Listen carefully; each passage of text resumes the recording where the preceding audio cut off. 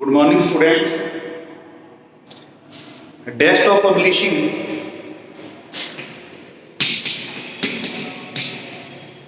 DTP की इस third unit में अपन मल्टीमीडिया पढ़ रहे हैं। We are discussing about multimedia. अपन ने पहले डिस्कस किया है इस यूनिट के प्रीवियस वीडियोस में कि जो ये मल्टीमीडिया कंसर्न होता है इसमें 5 एलिमेंट्स होते हैं। पांचों के बारे में हमने पढ़ा है, that is text, graphics, audio, video and last is animation. ये 5 इसके एलिमेंट्स या इन 5 भागों से मिलकर अपना अपन कह सकते हैं कि मल्टीमीडिया बनता है या मल्टीमीडिया की इमेजिनेशन होती है, ओरिजिन होता है। इनमें से आपने फर्स्ट यूनिट में जो स्पेशली पढ़ा था वो था टेक्स्ट। इसके लिए एक सॉफ्टवेयर आता है जो अपन ने पढ़ा है, आपके सिलेबस में काफी इंपॉर्टेंट है, जिसका नाम था page maker, adobe page maker.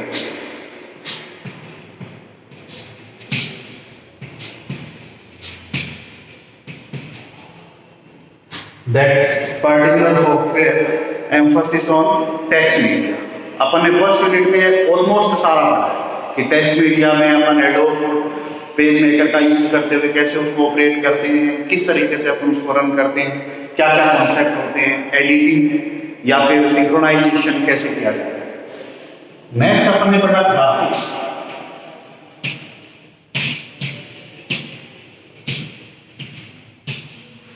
उसके लिए जो पार्टिकुलर सॉफ्टवेयर यूज होता था उसका नाम था एडोब फोटोशॉप या फोटोशॉप का अपन यूज करते थे।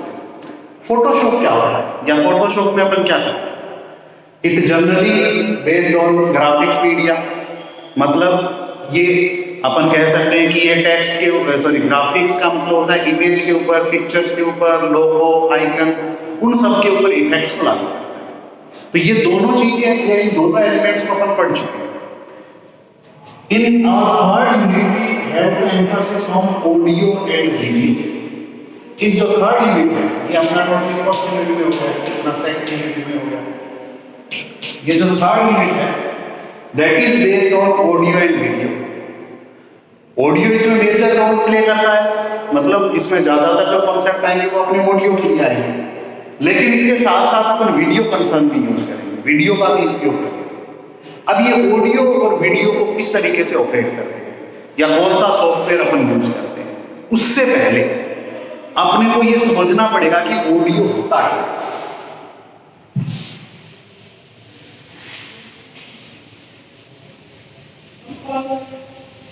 So first we have to discuss about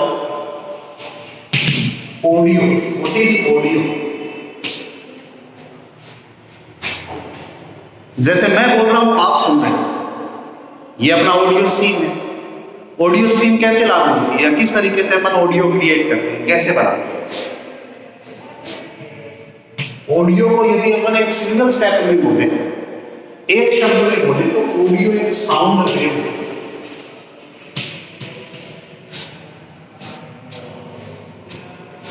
जब अपन कंप्यूटर सिस्टम का यूज करते हैं, कंप्यूटर एक इलेक्ट्रॉनिक डिवाइस है। इलेक्ट्रॉनिक डिवाइस का मतलब ये होता है कि वो सिर्फ 2 ही आंकड़ों को समझती है, आइदर 0 और 1।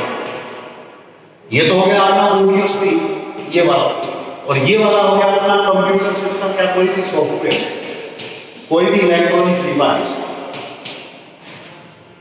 इस पार्ट को अपन बोलते हैं बाइनरी सिस्टम, या और स्पेसिफिकली बोले तो that is known as digital system.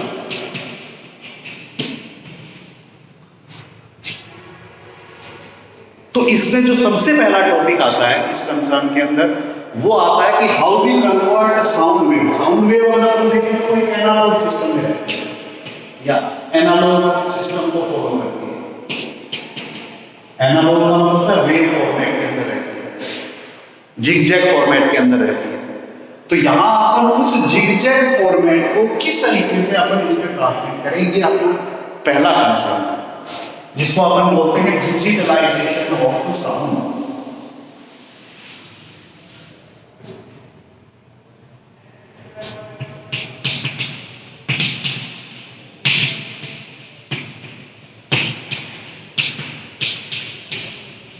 Digitalisation of sound. इस डिजिटलाइजेशन ऑफ साउंड में अपन जो प्रोसेस करने वाले हैं वो है एनालॉग डेटा को डिजिटल डेटा में कन्वर्ट करना। ये अपना आज का टॉपिक है, how we can convert analogue data into digital signals. इसको अपन शुरू करते हैं।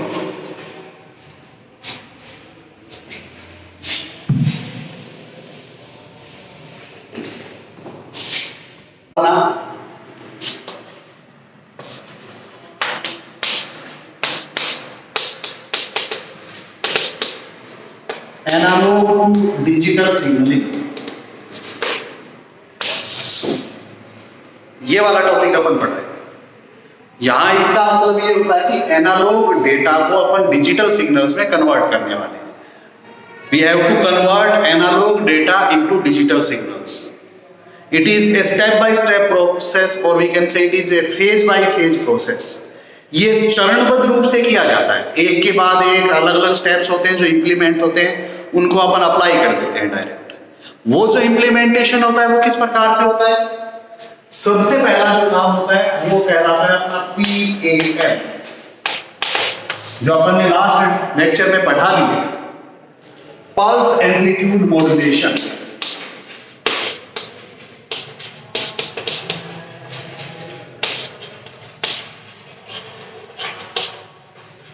पल्स एम्पलीट्यूड मॉड्यूलेशन, इसका क्या मतलब होता है?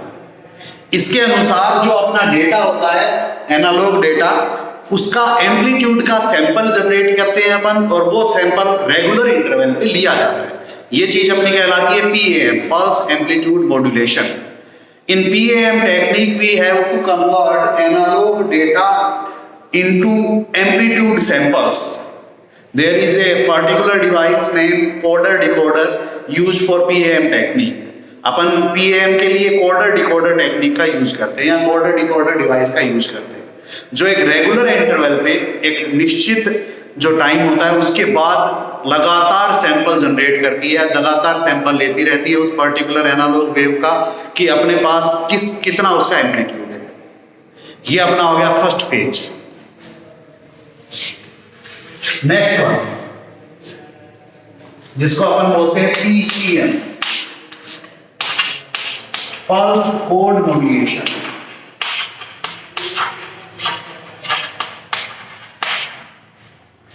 पल्स कोड मॉड्यूलेशन क्या होता है? ये वो टेक्निक है जिसमें ये सबसे पहली चीज, after we completing PAM technique we receive amplitude samples at particular interval. तो जो अपना एम्पलीट्यूड का सैंपल आ रहा है, जैसे +5, +6, +10, +11 जो भी है, जितना एम्पलीट्यूड है, जो डिस्प्लेसमेंट आ रही है, उस डिस्प्लेसमेंट को कोड के अंदर कन्वर्ट करने का काम करता है। इसके लिए जो डिवाइस यूज होती है उसको अपन बोलते हैं बाइनरी एनकोडर। बाइनरी एनकोडर की सहायता से अपन क्या करते हैं, जो अपने पास जैसे इस प्रकार का अपने पास सैंपल आ रहे हैं +2, +4, उनको 0, 1 के अंदर कन्वर्ट कर देता है। इस तरीके से कन्वर्ट कर देता है, ऐसे सीक्वेंस के अंदर कन्वर्ट कर देता है। कन्वर्ट करता कौन है? Binary encoder. And what is technique PCM। अपन इन दो चीजों को कल पूरा डिस्कस कर चुके हैं, डीपली डिस्कस कर चुके हैं। आज अपन इसके बाद के आगे की चीजों को डिस्कस करते हैं कि अपन जो PAM PCM के बाद क्या काम करना है आपने। जैसे अपन ने कल डिस्कस भी किया था कि इसके बाद जो थर्ड स्टेप होता है उसको अपन बोलते हैं सैंपलिंग, और जो फोर्थ स्टेप होता है वो कहलाती है डिजिटल इनकोडिंग।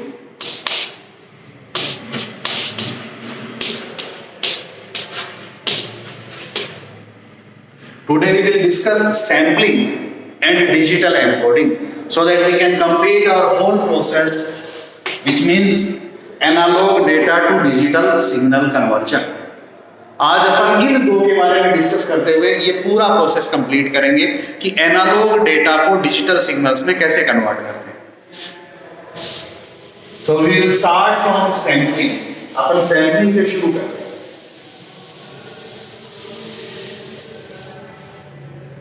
देखिए सैंपलिंग क्या होता है, नाम से स्पष्ट हो रहा है। सैंपल्स जनरेट करना, किसी भी पर्टिकुलर टाइम इंटरवल के ऊपर अलग अलग प्रकार के सैंपल्स को जनरेट करना सैंपलिंग प्रोसेस कहलाता है। कैसे करते हैं अपन सैंपल्स, किस चीज के सैंपल्स और क्या सैंपल्स, ये तीन चीजें अपन इसमें डिस्कस करेंगे। Which sample we have to convert, from where we can convert samples, and by using which technique, इन तीन चीजों को अपन असाइन करते हैं। There is most important thing is sample, सबसे इंपॉर्टेंट चीज इसके अंदर आती है सैंपल्स क्या होते हैं। सैंपल्स अभी तक अपन ने किया क्या है, अगर अपने को ये चीज समझ में आ गई कि अभी तक अपन ने क्या चीज डिस्कस की है, तो अपन आराम से डिफाइन कर सकते हैं कि सैंपल्स क्या होते हैं या किस तरीके से डील करते हैं। देखिए अपन ने शुरुआत की थी एनालॉग डेटा से, जो कि इस प्रकार का होगा, that is something like that. PAM technique यानी कि पल्स एम्पलीट्यूड मॉड्यूलेशन टेक्निक में क्या हुआ, जो अपन ने सैंपल लिया था, जो अपन ने अलग अलग प्रकार के सैंपल लिए थे रेगुलर इंटरवल पे, उनको अपन ने जनरेट किया। जैसे यहाँ पर +2 हो गया, +4 हो गया, +9 हो गया, +14 हो गया, इस तरीके से। इसका जो रिजल्ट आया था वो क्या था, इस तरीके से +2 +4 +8 इस तरीके के सैंपल जनरेट। उसके बाद सेकंड जो अपन ने काम किया था कि ये जो सैंपल्स थे इनको अपन ने 0-1 फॉर्मेट के अंदर अप्लाई किया, इस तरीके के फॉर्मेट में। जैसे +2 का ये बन गया, ऐसे अपना +4 का बन जाता है, इस तरीके से अपने सैंपल जनरेट हो गए। तो यहां तक अपने पास इस चीज से होते हुए अपन इस मटेरियल तक पहुंच चुके। अब अपने को यह डिफाइन करना है कि सैंपलिंग क्या होती है। Sampling means it's simply a raw material which we provide for digital encoding। अपन कितना रॉ मटेरियल प्रोवाइड करवाएं कि अपना डिजिटल एनकोडिंग, मतलब जो अपना एनालॉग डेटा है वो बिना टूटे हुए या कॉन्टिन्यूअस मैनर के अंदर लगातार वो डिजिटल डेटा के अंदर या डिजिटल सिग्नल्स के अंदर कन्वर्ट हो सके, उसके लिए अपने को एक लिमिट बनानी पड़ती है। और वो वाली लिमिट अपनी क्या कहलाती है, सैंपलिंग कहलाती है। और उसके लिए अपन एक चीज डिफाइन करते हैं जिसको अपन बोलते हैं सैंपल रेट, कि ये जैसे अपने पास बिट है 1 2 3 4 5 6 7 8 9 10 बिट सपोज, तो ये 10 बिट अपन ऐसी कितनी 10 बिट या ऐसी अपन कितनी बिट्स को 1 सेकंड के अंदर सैंपल के रूप में जनरेट करें ताकि अपना डिजिटल सिग्नल जो है वो कॉन्टिन्यूअसली हो सके, सतत हो सके। सतत का मतलब अपने बीच में ब्रेकेज ना आए अपना, चूंकि यहां पर सबसे इंपॉर्टेंट चीज होती है timing.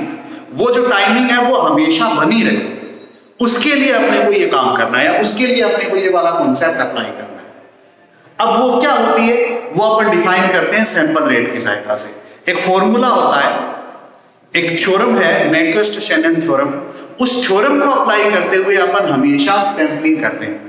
Sampling means we have to decide a sample rate for continuous digital signalling. लगातार डिजिटल सिग्नलिंग के लिए अपन जो सैंपल है उसकी रेट डिफाइन करते हैं। And what is that rate, वो जो रेट होती है वो किससे परिभाषित होती है, that rate must be defined by Nyquist Shannon theorem.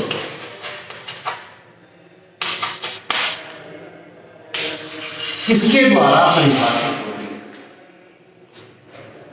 नैक्विस्ट-शेनन theorem क्या कहते हैं कि जो भी अपना सिग्नल है, जो भी अपना डेटा है, एनालॉग डेटा या एनालॉग वेव है, उसका सिग्नल जो है वो उसकी हाईएस्ट फ्रीक्वेंसी का डबल होना चाहिए, मिनिमम उतना डबल होना चाहिए, तभी अपना जो डिजिटल सिग्नल है वो कॉन्टिन्यूअस बनेगा। What does this means, a Naipaul-Shannon theorem provide that any particular analog data which we have to convert in digital signals must have a sample rate of highest frequency, twice of highest frequency per second.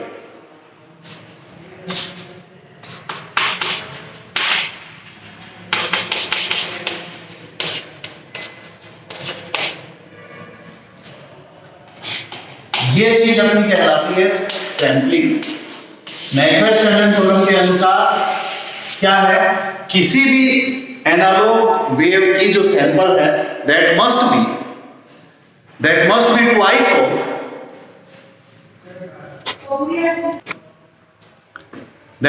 Twice of highest frequency of that particular wave. For example, जैसे अपन इसको example की सहायता से समझते हैं, जैसे light wave, जैसे अपनी साउंड वेव, जैसे मैं बोल रहा हूं, बोलने की जो अपनी फ्रीक्वेंसी होती है उसका क्या बैंडविड्थ होता है, जो आवाज होती है उसकी क्या होती है, हाईएस्ट फ्रीक्वेंसी और lowest frequency. It's simply from 2 hertz to 20 hertz, sorry 20 kilo hertz. इसका मतलब ये है कि जो अपन आवाज सुनते हैं वो हमेशा 2 हर्ट्ज से लेकर 20 किलो हर्ट्ज के बीच की होती है, उसी फ्रीक्वेंसी के ऊपर अपन सुन सकते हैं। ये बहुत लो लेवल की होगी और ये बहुत हाई लेवल की होगी। तो यहां यदि अपने को आवाज का कोई सिग्नल भेजना है, वॉइस का कोई सिग्नल भेजना है, इट मींस अपने को उसकी सैंपल रेट कैसे डिफाइन करेंगे अपन, उसकी सैंपल रेट डिफाइन करने का मतलब ये है कि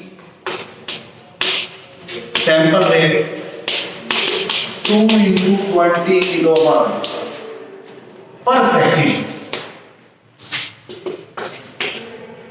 40 kilohertz या 40 किलोहर्ट्ज का मतलब 40,000 बीट्स पर सेकंड। अगर अपन इतना डेटा भेजेंगे तब वो अपना इंट्रोड्यूस होगा या तब वो अपना सैंपल रेट के रूप में असाइन होगा। ये अपनी मिनिमम रिक्वायरमेंट है और इसको अपन मैक्सवेल-शेल्डन थ्योरम की सहायता से अप्लाई करते हैं। ऐसे कोई भी सिग्नल हो, कोई भी पर्टिकुलर सिग्नल हो जिसको अपने को डिफाइन करना है कि उसकी सैंपलिंग क्या होनी चाहिए या उसकी सैंपल रेट क्या होनी चाहिए, it means sample rate must be twice into highest frequency number of bit पर सेकंड।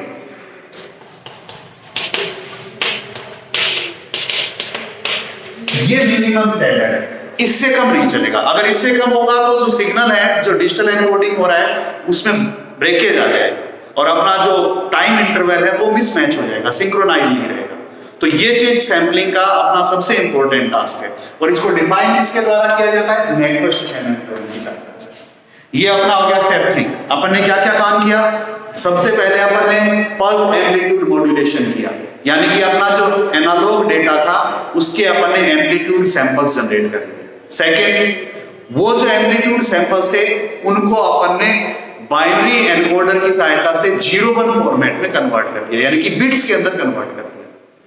तीसरा जो क्वेश्चन आता है या तीसरा जो अपन ने स्टेप किया है वो ये है कि जब अपन ने बिट्स कन्वर्ट किए हैं उनकी मिनिमम संख्या क्या होनी चाहिए एक सेकंड में, जिससे अपन सैंपल्स को डिफाइन कर सके या जिससे अपना कॉन्टिन्यूअसली डिजिटली इनकोडिंग होता रहे, अपना जो वेव है वो जाती रहे, उसके बीच में ब्रेकेज ना आए। तो उसको डिफाइन करने के लिए तीसरा स्टेप है सैंपलिंग, यानी कि सैंपल रेट को परिभाषित करना, जो करती है मैक्सवेल-शेल्डन थ्योरम, जिसके अनुसार कोई भी जो सैंपल है उसकी हाईएस्ट फ्रीक्वेंसी की दुगनी नंबर ऑफ बिट पर सेकंड का सैंपल के रूप में होनी चाहिए, तभी वो कॉन्टिन्यूअसली डिजिटली एनकोड होगा। ये अपना थर्ड स्टेप हो गया। इसके बाद आता है लास्ट स्टेप, जिसको अपन बोलते हैं डिजिटल एनकोडिंग।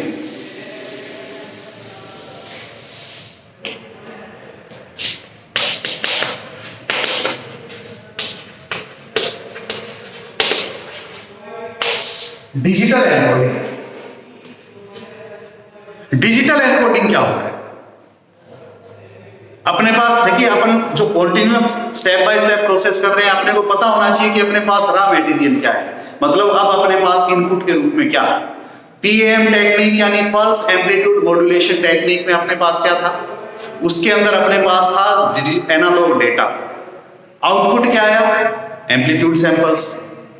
पीसीएम टेक्निक में इनपुट क्या था, जो पहले का आउटपुट था पीएम का, यानी कि एम्पलीट्यूड सैंपल्स, आउटपुट क्या आया, बिट्स 0-1 फॉर्मेट। अब तीसरा है सैंपल रेट या सैंपलिंग जिसको अपन बोलते हैं, उसमें अपन ने क्या किया, 0-1 को एक साथ एक एक पर्टिकुलर फ्रेम के अंदर अपन ने बांध दिया, जिसको अपन ने डिफाइन किया नेक्वेस्ट-शेनन थ्योरम के रूप में, और वो वाला अपना कहलाता है सैंपल। एक पर्टिकुलर रेट निर्धारित कर दी, दर निर्धारित कर दी कि ये जो सैंपल है ये 1 सेकंड में इतने जनरेट हो रहे हैं। अब वो जो 1 सेकंड में 0-1 जनरेट हो रहे हैं, उनका अपन डिजिटली कन्वर्जन करते हैं। डिजिटली कन्वर्जन करने का मतलब अपने पास जो इनपुट है वो इस तरीके से, ये वाला कॉन्सेप्ट है, इसको अपने को डिजिटल एनकोडिंग के माध्यम से या डिजिटल एनकोडर के माध्यम से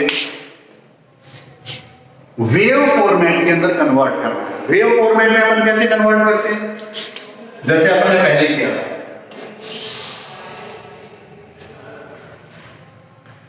उसके बहुत सारे मेथड हो सकते हैं, यूनिपोलर हो सकता है, पोलर हो सकता है, बाइपोलर हो सकता है, मतलब अपन किसी भी तरीके से उसको इंप्लीमेंट कर सकते हैं। सपोज कीजिए कि अपन सबसे सिंपलेस्ट टेक्निक लेते हैं, सबसे जो सरल टेक्निक है वो अपन लेते हैं, जिसका क्या नाम अपन ने डिफाइन किया था, यूनिपोलर। काम क्या करता है यूनिपोलर टेक्निक, एक मिनट मैं थोड़ा तेज कर देता हूं इसमें। ये अपना इनपुट है, ये अपना रॉ मटेरियल, ऐसा अपने पास 40,000 बिट होंगी अगर अपन वॉइस के बारे में बात कर रहे हैं, और ये अपने को आउटपुट करना है इस तरीके से। ये अपना अलग अलग लेवल है, ये पॉजिटिव लेवल हो गया, ये नेगेटिव लेवल हो गया, ये 0, ये अपना पॉजिटिव लेवल।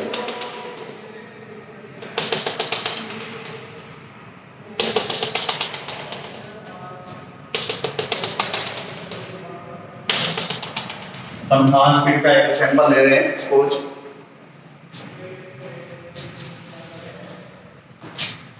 तो ये कैसे कन्वर्ट होगा। सबसे पहले अपन इन बिट के सीक्वेंस को इस प्रकार से रिप्रेजेंट करते हैं। Suppose the bits are 0 1 0 1 1।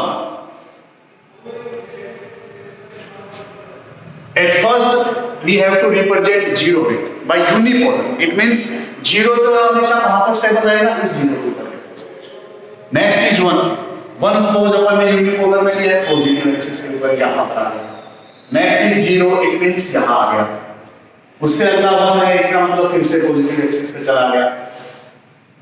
फिर से 1 है, इसका मतलब फिर से पॉजिटिव एक्सिस पे चला गया। इस तरीके से कंटीन्यूअसली रन करता रहता है, इस तरीके से कंटीन्यूअसली वर्क करता रहता है। तो ये अपना क्या आ गया, डिजिटल सिग्नल का।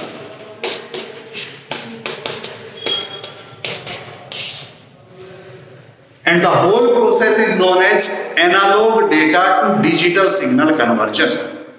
कैसे कहलाता है ये, अपन ने स्टेप बाय स्टेप इसको 4 अलग अलग चरणों में परिभाषित किया है, और we can say we have to convert analogue data into digital signal by 4 phases. First, pulse amplitude modulation. Analogue data यहां इनपुट के रूप में था, आउटपुट के रूप में आया एम्पलीट्यूड के सैंपल्स। सेकंड, वो जो सैंपल्स थे जो अपने इनपुट के रूप में लिए गए और उनसे आउटपुट के रूप में आ गया बिट्स 0-1 फॉर्मेट, जिसको अपन बोलते हैं पीसीबी। थर्ड, वो जो बिट था उनका एक सैंपल रेट डिफाइन किया गया, एक सैंपल रेट परिभाषित की गई, that must be twice of highest frequency number of bit पर सेकंड। वो नेक्वेस्ट-शेनन थ्योरम से लिया अपन ने, उसको बोलते हैं सैंपलिंग। अब यहां पर ये जो सैंपलिंग है, इसको अपने को लास्ट क्या करना है, डिजिटल एनकोडिंग के माध्यम से डिजिटल सिग्नल्स के अंदर कन्वर्ट करना था। उस कन्वर्जन के लिए जो कॉन्सेप्ट या जो वाली डिवाइस यूज होती है उसको अपन क्या बोलते हैं, डिजिटल एनकोडर। ये अपने आप करता है ये काम करता कैसे है, कोई भी एक डिजिटल एनकोडिंग टेक्निक अप्लाई करते हुए। रिसेंटली जो है अपन ने इससे जस्ट पीछे जो अपने लेक्चर्स थे उसके अंदर ये चीज पढ़ी है कि डिजिटल सिग्नल्स डिजिटल डेटा से कैसे कन्वर्ट होते हैं। मतलब यहां पर ये अपना डिजिटल डेटा है, अब गौर से देखिए, 0-1 फॉर्मेट है, और ये वाला अपना डिजिटल सिग्नल है। उसको कन्वर्ट करने के अपने पास 3 तरीके थे। कौन कौन से 3 थे? नंबर 1 यूनिपोलर, जो कि मैंने परिभाषित किया। क्या था इसके अंदर कि 0 जो होता है वो हमेशा 0 लेवल पे होगा, और 1 जो है वो हमेशा पॉजिटिव एक्सिस पे होगा, प्लस एक्सिस के ऊपर होगा। इसका ड्रॉबैक था, क्या ड्रॉबैक था कि इसमें सबसे बड़ी समस्या ये होती थी कि इसमें वोल्टेज जो है वो पॉजिटिव रहता था एवरेज, जिससे रेजिस्टेंस बनता था सिग्नल में, और एक सिंक्रोनाइजेशन प्रॉब्लम रहती थी कॉन्टिन्यूअस 0 आने पर भी और कॉन्टिन्यूअस 1 आने पर भी। उसको दूर करने के लिए अपने पास पोलर टेक्निक थी, बाइपोलर टेक्निक थी। इनका यूज करते हुए अपन इसको अलग कर सकते हैं, इसको डिस्ट्रैक्ट कर सकते हैं। तो ये अपना ओवरऑल प्रोसेस हो गया which we use for analogue data to digital conversion. अब अपने पास दो मेथड्स और बचे हैं सिग्नलिंग में। सिग्नलिंग में अपन दो चीजें पढ़ चुके हैं। कौन कौन सी दो चीजें पढ़ चुके हैं? Digital data to digital signal conversion, analog data to digital signal conversion. अब अपने पास बचते हैं digital data to analog signal conversion और analog data to analog signal conversion. ये अपन नेक्स्ट लेक्चर्स में करेंगे। Thank you.